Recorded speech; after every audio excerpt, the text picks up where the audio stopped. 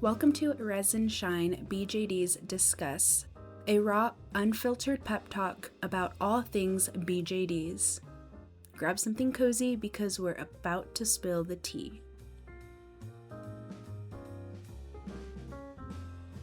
Hello, my sweet baby bats, and welcome to Resin Shine Season 2, Episode 1. This is a podcast a friend and I had done in the past, I think about a year ago at this point. There is a few changes moving forward. It is going to be a solo journey from now on, but I'm so excited to be reviving this podcast, just talking about all things BJDs. I have so many plans for the next couple of months, and I hope you guys are excited for this new podcast. We're just going to talk all things BJDs, whatever is on my mind. For today, we are going to be talking about collection sizes and when the collection stops. I just want to start off by saying in no way, shape, or form am I throwing shade at anybody if they decide to do things differently. In this podcast, I kind of want to talk about the hobby in my point of view.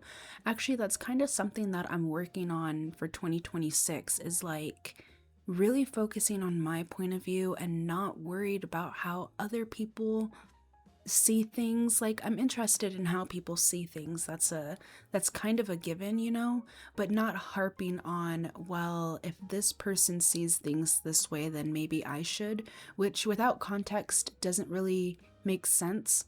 But for example, like if I say a large collection is overwhelming and is something that is negative, I'm not saying anyone who has a large collection is a bad person. I'm just saying it's negative for the experience I'm going through in life.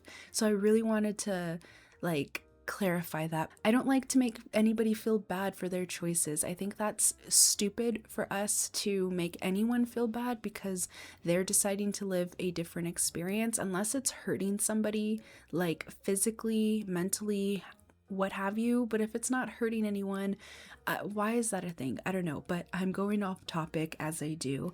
I want to just talk about the collection for me and the size that I decide to keep my collection and when it ends for me, etc. Just a chat. Wherever it goes, it goes. But before that, I kind of want to take the time to check in. I think the way I want to lay out these podcasts is having a little bit of a check-in moment at the beginning, and then we can go into the topic. I want to go slow with this. I want to create a format or a type of content that somebody can listen to for the next 45 minutes to an hour as they're doing some kind of craft or what have you. They don't have to look at the camera. They can just enjoy their time as we talk about dolls and what have you. That's kind of where I'm trying to go with it. So I'm really want to take my time with this and just rant and ramble and have a good time with this. So checking in. Right now, I am feeling okay, honestly. I haven't been feeling... It's weird to explain. So it's not that I haven't been feeling good or well. It's that I haven't been feeling motivated. That's the word. I've had zero motivation to do anything, but not in a negative way either. Or I should say, I haven't been dealing with it in a negative way. Usually, if I have a lack of motivation or low productivity, sometimes I can feel bad about myself and kind of, I know it's a strong word, but in a way hate myself or be disappointed with myself. But in this context, at least for now, I haven't felt that. It's just been a kind of acceptance. Like, yeah, I'm unmotivated to do anything right now, but whatevs, I'll just play Skyrim this past weekend. So we have 3 days off. On Friday, we ran errands. That was a crazy day for us because we work night shifts. So when we got home, we never actually went to sleep. We were running errands, taking Terraiser to the vet, that kind of stuff. And when we finally got home, we slept for maybe 2 hours before having to pick up Terraiser. And then when we get home, we just knocked out. But at the very least, we got all of the errands we needed done on Friday. When we finally woke up for our night, like actually being up for Friday night, we ended up playing some Lego. Oh my gosh. there's Mario Party, right? And then they have Lego Party, and it's a similar game, but I definitely like the what is the word? The mechanics that Lego Party has. But we bought that game 2 weeks ago, and Steven and I have been playing. Steven gets so competitive, like he gets legit mad when he's losing, and I find that funny. And being the goblin that I am, I like to like push his buttons, but because he can get so competitive, I think it's the way that I grew up. We always were like, my brothers were always on teams, so we weren't fighting. So we kind of created our own rules to like either be on each other's team, or one that I really liked was we got the idea from Game Grumps. It was a escort gameplay. So we had 2 computers on easy, and we had to escort that PC to be the winner. So it's Lego people, and of course we did Ninjago. So the characters were Aaron and Lloyd. Lloyd was the one that I was trying to get to win, and Aaron was the one that Steven was trying to get to win, right? So if me or Steven won, we lost. But if the character we were rooting for won, then we won. Hopefully that makes sense. But at one point I knew my character Lloyd was not going to win, so then I started taking all the golden bricks, which I think was confusing Steven. And when I finally end up winning, which was losing, I revealed my plan was, well, I don't care if I lose. So my game plan was to make you lose, basically. So like, if you lose, I win, even though I don't win. Like, goblin stuff, you guys. The best way for me to explain it is 100% goblin mode. And I had a lot of fun with that one. We did teams. Steven and I were on a team against 2 computers that were expert mode, which we were getting our butts kicked. It was just really fun. I'm going on a tangent about this game because I really like it. But we played that. I think I built a little bit of Lego. I do want to talk about that, but I'm already rambling so much. Maybe later, in a later video, I can talk about it. But TLDR, I have a large Lego set that I've been working on, and I actually prefer to go slower with it. I'm enjoying it more, but I won't bore you guys with that. I think I did a few crafts, like cleaning up or finishing up a few projects I was working on, not doll related, just in general. And then I put on Skyrim, and I didn't put it down for the entire weekend. Until it was time to sleep, I would go to sleep, and then I would wake up, and I would literally be playing Skyrim for 16 to 18 hours straight. You guys think I'm joking, but I'm not. If you're a gamer, you probably don't think I'm joking. You probably relate to that, but those who don't really game might be like, what? Yeah. I did stop, obviously, for eating and bathroom breaks, whatever, right? But there was nothing else that I did. I was just playing Skyrim, and I was enjoying myself. And going back to the topic, because I know I kind of derailed there, going back to the topic, I was saying I'm unmotivated to do anything, and my productivity has been almost none. So then I end up doing things like playing Skyrim for the entire weekend. But I don't hate myself for that. I'm not like, I don't feel guilty about it. I don't feel like, where did the weekend go? Like I wasted my time, because to be fair, I did my errands on Friday. I was very responsible on Friday. I got things done that needed to be done, and then when it was time to play, I could do that without being distracted, like being held back from the guilt, if that makes sense. So I really enjoyed this past weekend, but that's where I've been for the past week, basically. Other than that, You guys might have heard this by now. I don't know when I'll be posting this. I'm thinking of starting the podcast in February, so you might already know this, but in case you didn't hear, I paid off the last payment for my layaway I had with Alice's collection, and I should actually be getting it in maybe in a week or two. I don't know. The ETA is saying the 27th of January, and right now, as of filming, it is the 14th, but I don't remember my last purchase taking that long. I think it came in like a week later. I completed that payment and I'm just waiting for that to come in. I'm so excited for that. You don't even know. I think that's it. I think that's all the updates I have. I guess the Lego set that I was working on is the Lego set that I missed out on and I was really, really sad about, but I think I want to save some things to talk about later. So that's all I have for what I've been doing lately. Let's talk about dolls now. If you're liking the podcast so far, make sure to leave a like so other people can hear this beautiful voice of mine. Remember to check the pinned comment below for next week's discussion. Starting in episode 2, we'll have a discussion segment where I go over all your comments from the past podcasts. Just start off your comment with "let's chat about it" so I know you're okay with me sharing it. Remember to drink water and take a break. We all need it. But let's get back to the podcast.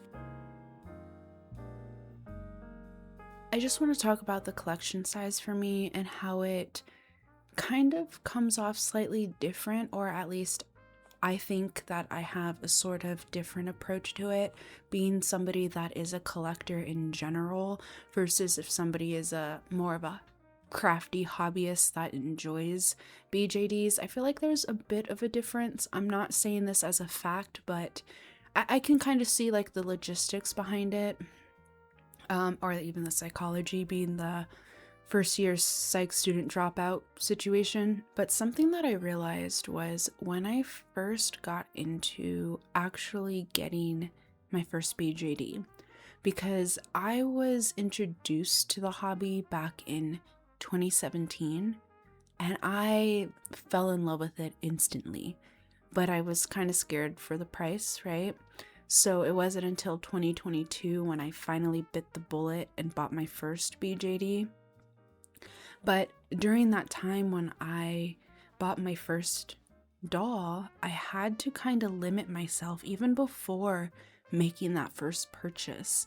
And I wonder if it's slightly different. Like, I can see those who are not collectors in general, such as myself, limiting themselves, like, let me not get 20 dolls in one go. But like, to the extent that I did, or for the reasonings that I did, I feel like it's a bit different. Like, it wasn't even money issues per se. There's so many different aspects in it, right? Like, if let's just imagine there's somebody who is just crafty. They're a crafty person. They like to sew outfits or make little doll houses, and they get into the BJD hobby. There's this different kind of like approach that could possibly be taken with it. Like, they may have more room to display the dolls. Obviously the different crafts like the sewing and what have you also takes up space. I'm not saying that it doesn't, but I feel like it's a different kind of space that it takes up, and the dolls may be more spacious in somewhere where somebody's just a crafter, right? But if somebody actively collects other things like Pokemon cards or anime figures or manga or video games or what have you, right? You are starting to have less and less space to add an additional type of collection in a way. That's how it was for me with ball jointed dolls when I first got into them. I had to set those limitations far in advance, like before I even bought my first doll. So that is something that I can see being the difference between myself or somebody who doesn't collect. They just are crafty, right? But bringing it back to like my personal experience, so we're not generalizing too much, I find that coming into this new hobby as somebody who, especially my biggest collection being Lego takes up a lot of space, y'all. It really does. So I kind of had to come at it with a yearly limitation. If you guys are a returning friend, you might remember way back when I was saying I was going to limit myself to only buying 3 dolls in a year. And again, this limit was set for myself before I even bought my first doll, because I knew I had to pace myself with this. If I bought all the ball jointed dolls and ran out of space in the first year, like that changes the experience, that changes the hobby. So from day one, I had that limitation and I did pretty well with it. The first year, I think I got 4 dolls, 5 technically with Steven's ball jointed doll, but for just mine, technically 4. It was actually 3 because I ended up selling one, but just for technicalities, and to be a little bit fair, I did get 4 that year. And then the following year is when I ended up getting, I think I only got 2 in 2024. And in 2025, I only got 2 as well. I haven't gotten those ones in for the 2025. So like there's a part of me that's like, does it count for 2026 if I didn't get them, but then I didn't get anything in 2025 at that point? If that's the case, I don't know. Either way we look at it, I have been able to stay under with maybe going up 1 more than I should have for my first year. And I'm really glad that I put that limit on myself. I'm not gonna lie, because again, I have a lot of different collections and I have a hard time balancing things in general. So putting that limitation on me helped me to slow the roll a little bit. Like the first year, okay, altogether I got 5 dolls, counting Steven's BJD. Altogether I got 5 because when I get involved in something, my ADHD tendencies go hard, right? But if I hadn't had that limit, I feel like I would have way more dolls than that, because once I got to the 4th doll, anything after that, I had to I had to start making compromises, and I started to have to think about like, okay, if I do that, then let me take 1 away for 2024, and then if I do that by taking 1 away for 2024, like what is that going to look like, right? And there was a lot of workaround that I had to do because I set those limits for myself early, versus if I didn't, I think I would have had a lot more than I do now, including a few regrets, if we're going to be honest, because they take up a lot of space, but I digress. A topic that I wanted to kind of talk about here was, when does the collection stop? And I actually have that question for you guys. If you guys have been in the hobby for a while, right?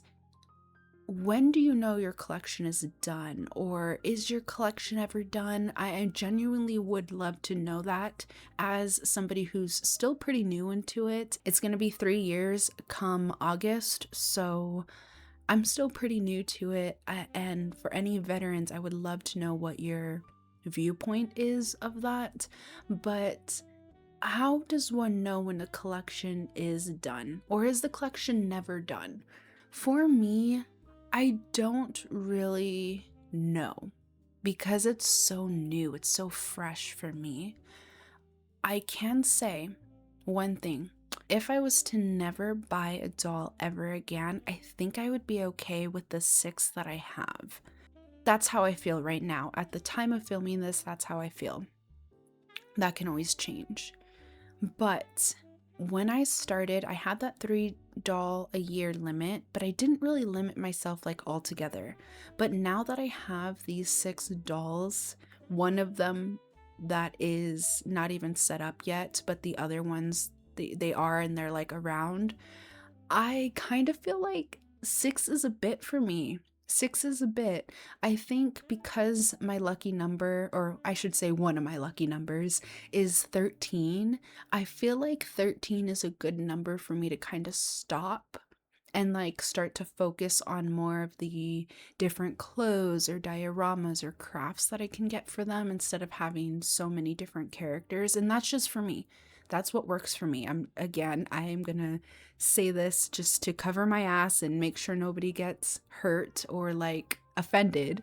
But if you have way more dolls than that, that's totally okay. That's your life, not mine, right? It affects me literally in no way, shape, or form.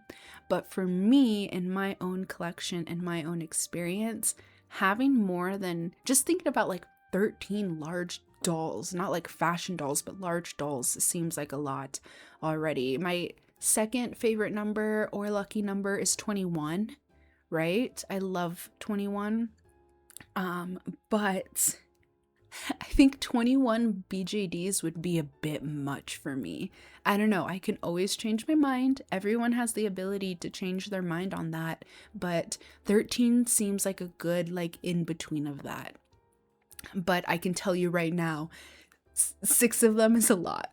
I don't know where I would put these 13 dolls. I would definitely have to create a new space for them for that many, right?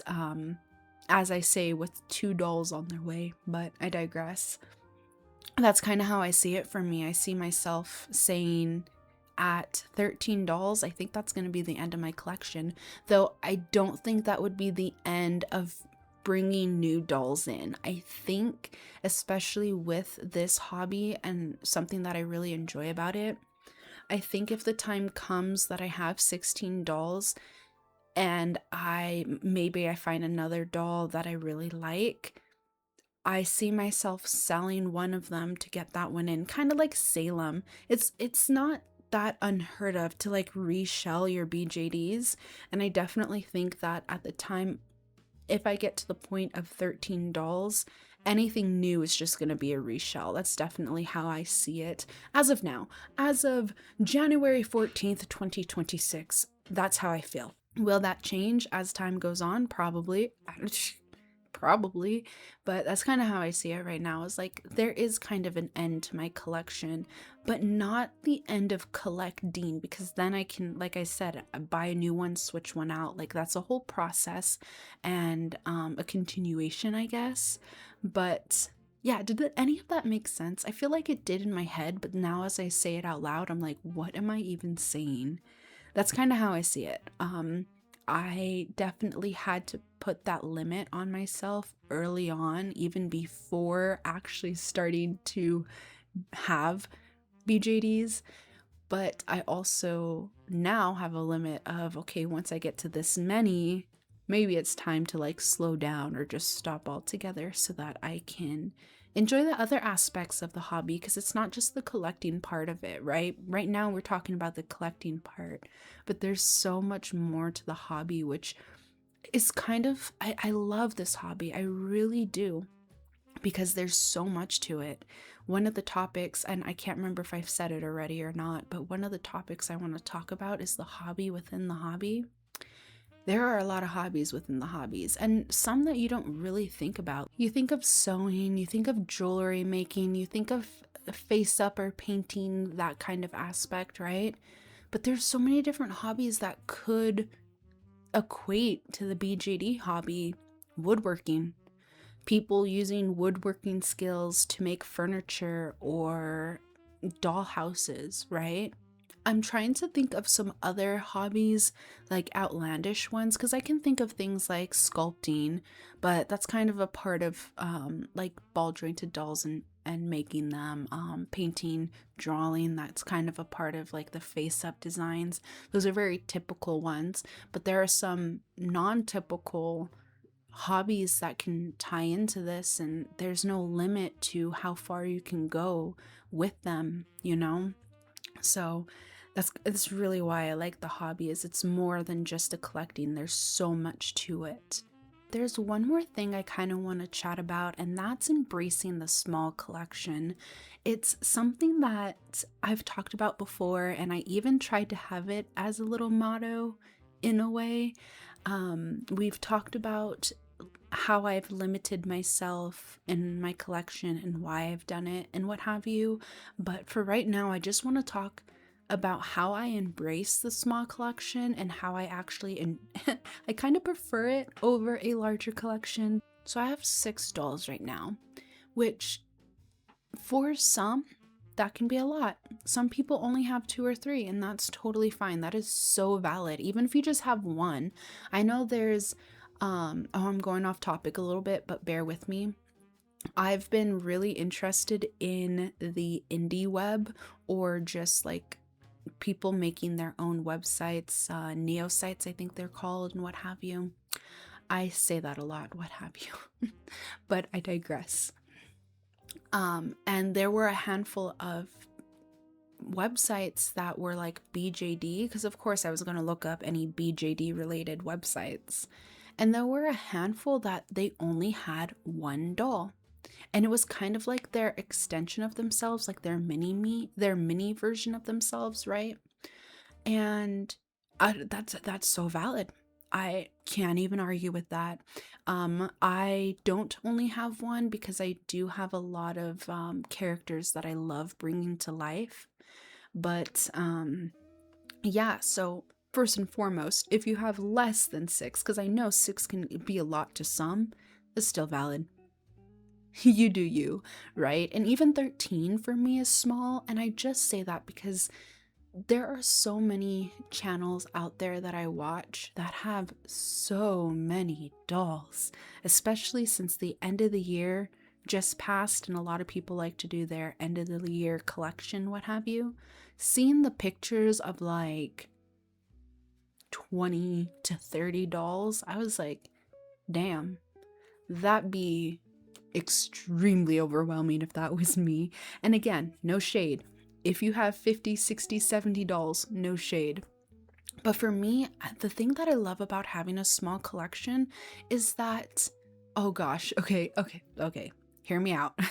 The thing that I like about having a small collection is that it feels complete in a way. For somebody like myself, who has many upon many upon many unfinished projects or half-finished projects or not started projects, it's really nice to have the smaller collection, because even though I have all of those unfinished situations going on, if nobody knew that, they would think that it's complete, or they wouldn't see the incompletion of it, you know? I think one of my biggest I don't want to say turn-offs. I don't know why that was the first term that came to mind.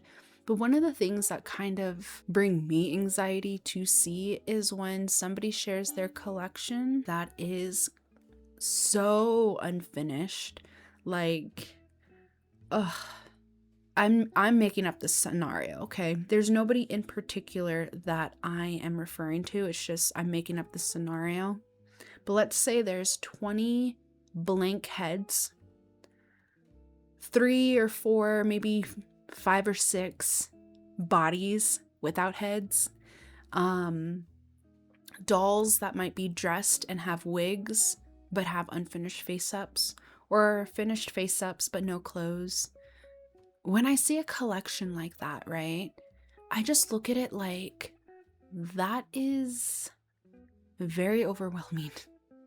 I don't know, that's just how it is for me.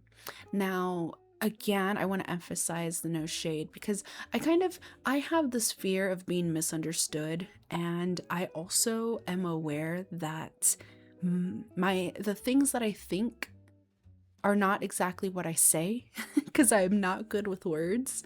So there is no shade whatsoever, because weirdly enough, I do that but with a Lego. The amount of unfinished Lego projects I have, or the backlog per se of sets that I've bought and haven't even opened or done anything with, yeah, I get it. I get that unfinished aspect of it. It's kind of also a part of the hobby, you know, having all those projects to do. So in the sense of Lego, I totally get it. I'm kind of the same way in that sense. But when it comes to BJDs, it's kind of different for me. I like to see a complete doll in my collection. So having a small, going back to the topic, because yes, there was a reason to share that.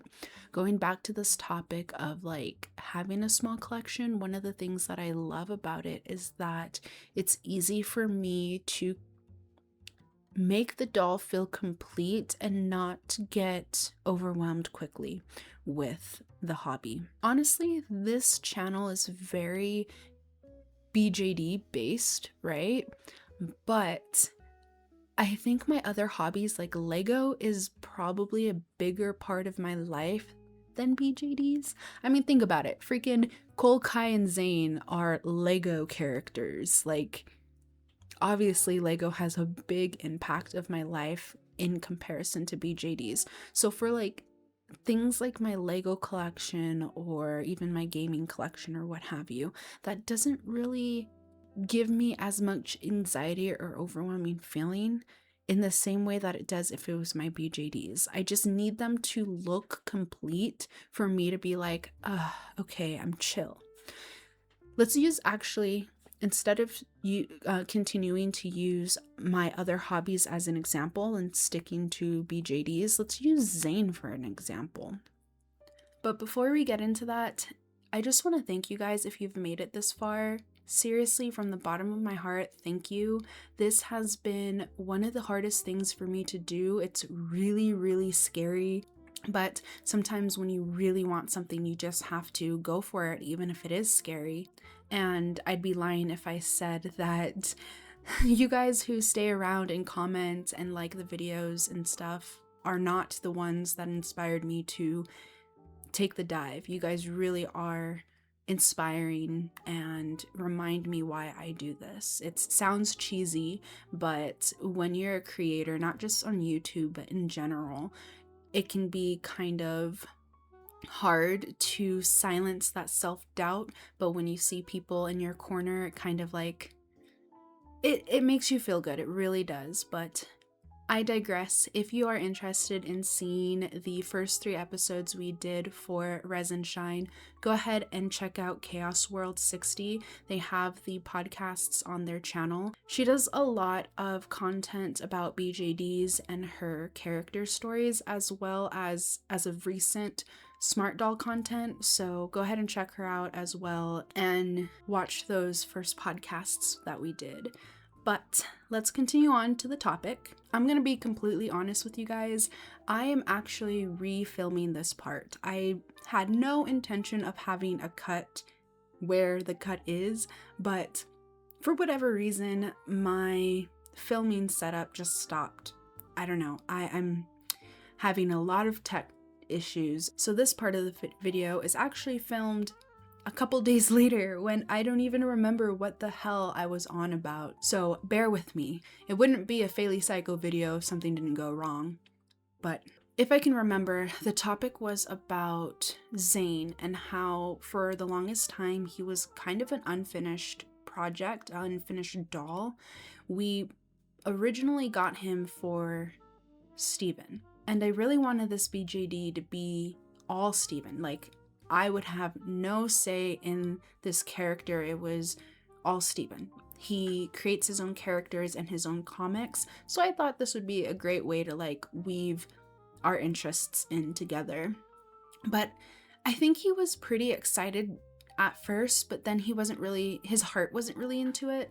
So at the time, and I can't really blame him, he was in the military and couldn't really be able to experience what it's like to get it in the mail, unbox it, make the character, while it's in front of him and what have you. So it was kind of hard for him to get into the character and hard for us to do anything with the character. And it ended up being kind of a nuisance in a way. Like, it was always in the way. I don't know, I can't explain it. Avison is kind of the same way, but she has a box that I tucked her in a nice little spot, but Zane didn't really come with that, so he was kind of always in the way. I always had to put him somewhere, and he didn't have clothes, he didn't have a wig or anything. But when we finally got him set up to be Zane, we were able to, even though the clothes aren't his, it's the boys, Cole and Kai's, we were still able to dress him in similarly to what Zane would wear, in like the blue and the icy blue and white colors. And then we have the blonde wig, which doesn't fit perfectly for him, but still it gives Zane his character.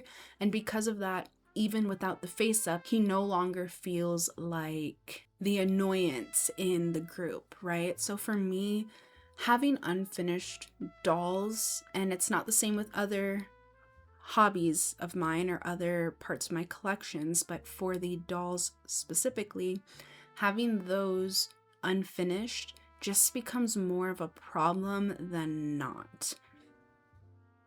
I don't know if I explained that properly, and I kind of feel bad. I wish I didn't lose the last part of this video, but there you go.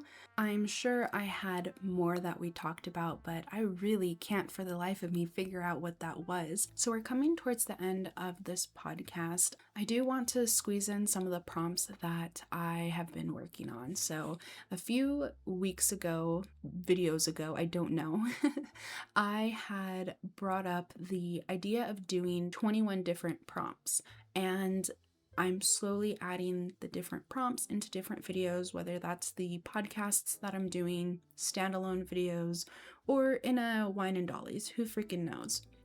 Today, I do want to squeeze in 2 prompts, one being, in the world of fast-paced trends, how do you keep the spark alive with your dolls you've owned for years? How do you keep from getting bored with a static collection if you're not buying more dolls, or if you had to limit yourself for whatever reason, or maybe you just don't have the space? What kind of things do you do to keep that spark, which I feel like very much relates to what I was saying earlier, so I wanted to squeeze that prompt in here. I also wanted to squeeze the unpopular BJD opinion into this as well, because again, I feel like it's sort of related to what we were already talking about, so I might as well. Starting with the idea of how do I keep the spark? So last year, I really fell out of the hobby. It was so hard for me to do anything with my dolls.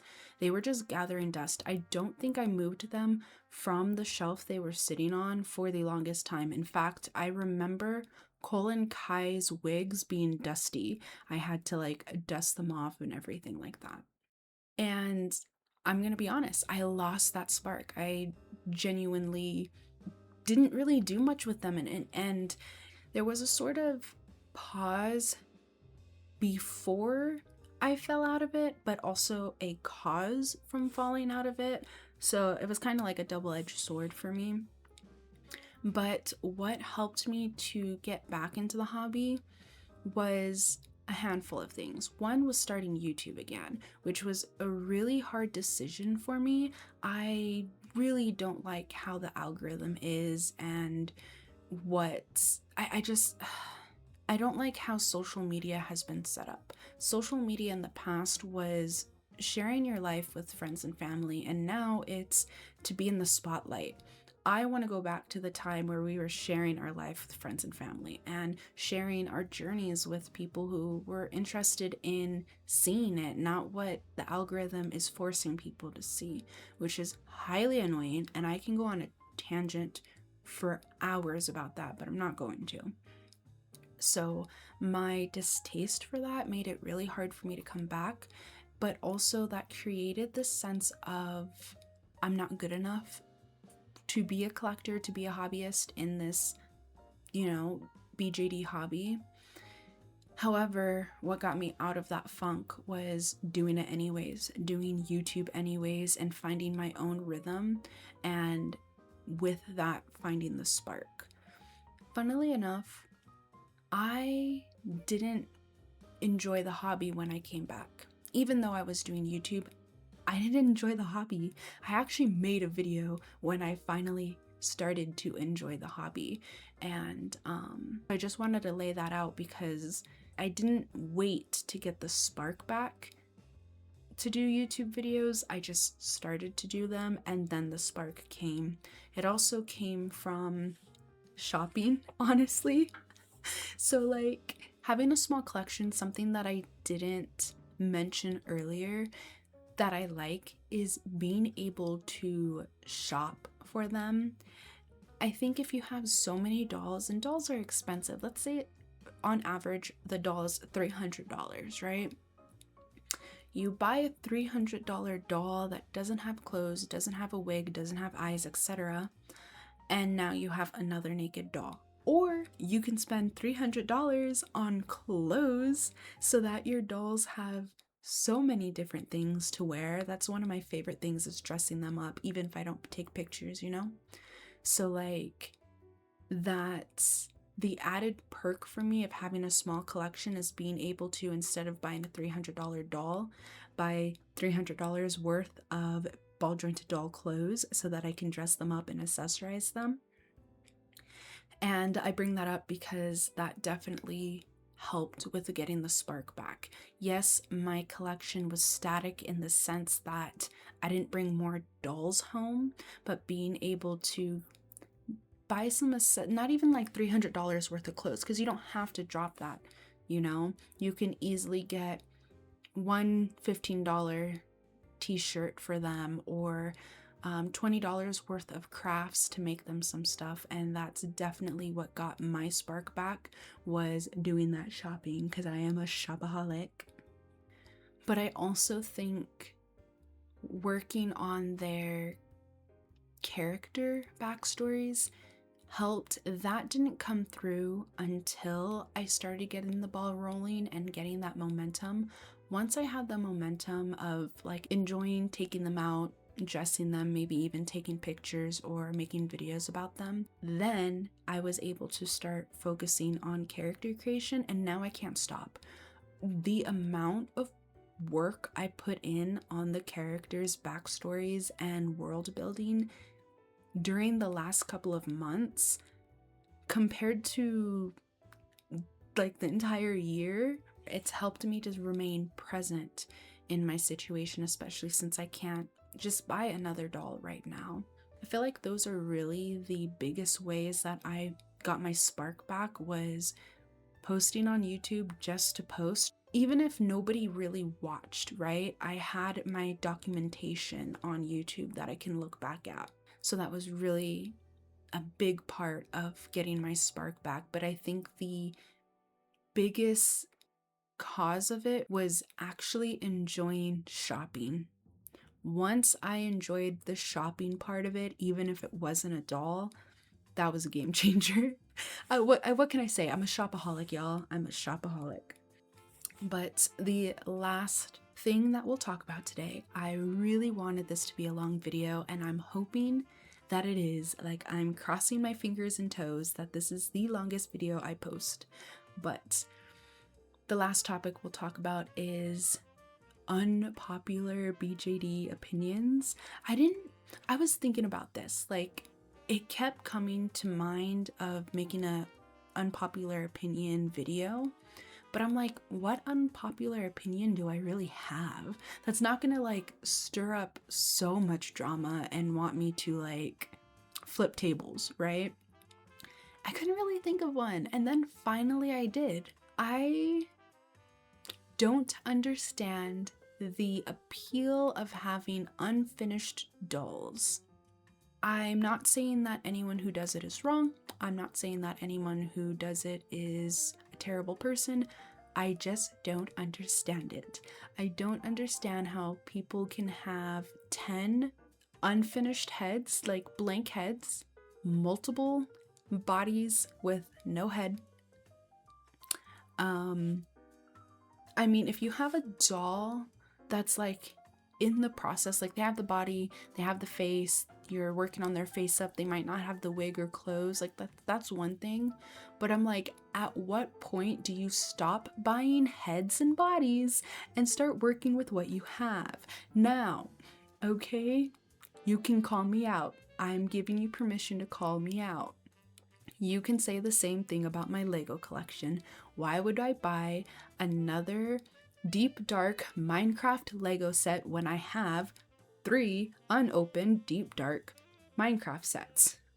So yes, like I have my own version of that in my own collections. So I'm not shaming anyone or shading anyone about this, but I don't understand it. And it's just a me thing. It's just a me thing. Because then if you try to argue with it with Lego, like I can justify that. I can sit here and justify why it makes sense to have a backlog of Lego, but not unfinished dolls, right? Did that make sense? Like, I just don't understand it. That's the only thing. Like, I don't get it.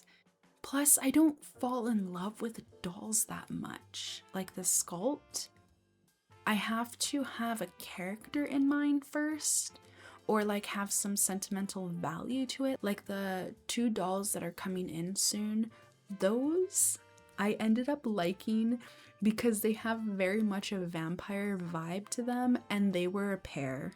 I'm not gonna lie, the pairs get me. When there's a pair of them, it was a guy and a girl, and I was like, me and Steven, even though I don't think it's gonna be us anymore.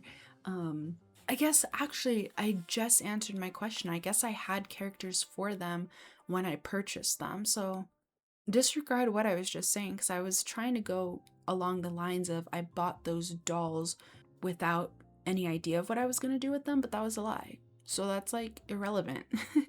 But yeah, that I think I'm trying to think of what else. Okay, here, I will stir the pot just a little bit. And maybe it's not an unpopular opinion now that I think about it, but people who force their ideas down people's throat, yes, we're talking about recasts now, I think that's tacky, and that shows a lot about yourself. Like, yeah, you can die on top of the hill of like what your opinion is on that, but when you start attacking other people, it looks tacky. It looks like, what are you doing with your life? I don't know. I get the heart. I get what they're trying to promote of the, anti-recast, support the artists. I get that. But it's giving entitled, it's giving sloppy. Now I'm just being sassy. I don't know what else to say other than like, I really don't care what your opinion is. Maybe that's the part of the unpopular opinion, is that I really don't give a shit what side you're on. If you're on a side, I really don't. Me, I want to support artists. That's all I'm gonna say. But could I care less what you're doing with your money? No. Once you start talking about my money, then we have a problem. So anyways, I don't know, maybe that's an unpopular opinion, maybe it's not. Maybe I'm just stirring the pot because I feel sassy and tired and frustrated that I had to refilm this. But either way, definitely I don't understand the blank heads and bodies. Like 1 or 2, okay, whatever, like you're working on it. But like when you have 10 blank heads, I don't get it. I'm like, what are you saving them for? I don't understand. I don't. Help me understand. But again, that's probably because the hobby for me is much different than possibly most people, because my main hobby is definitely gaming and collecting and Lego. But I really should let you guys go. So that's all I have for you guys today. We chit chat a little bit, we had a check-in, and we squeezed in 2 prompts. Yes, I'm really excited for what I have in store for you guys. Would you believe it if I said the audio cut out again for the 2nd time in the same video? Luckily, I have most of it, and I just need to do the intro. So with that, let me know in the comments below what you're looking forward to, or any ideas you have for either the podcast or future videos. I do want to mix a little bit more of my hobbies into this channel, make it a little bit of the eclectic side of YouTube. So if you're interested in anything other than BJDs, let me know. Let's share it in the comments below. I have nothing else to say. Please remember to like the video after the hardship I went to. Show that like button some love, and that's pretty much all I have for you. That's all I have for you guys today. Stay tuned every other Tuesday for a new episode, or check out my channel for past podcasts. Don't forget to check the pinned comment for the next discussion. And with that, I hope you blossom in all of your endeavors, and until next time,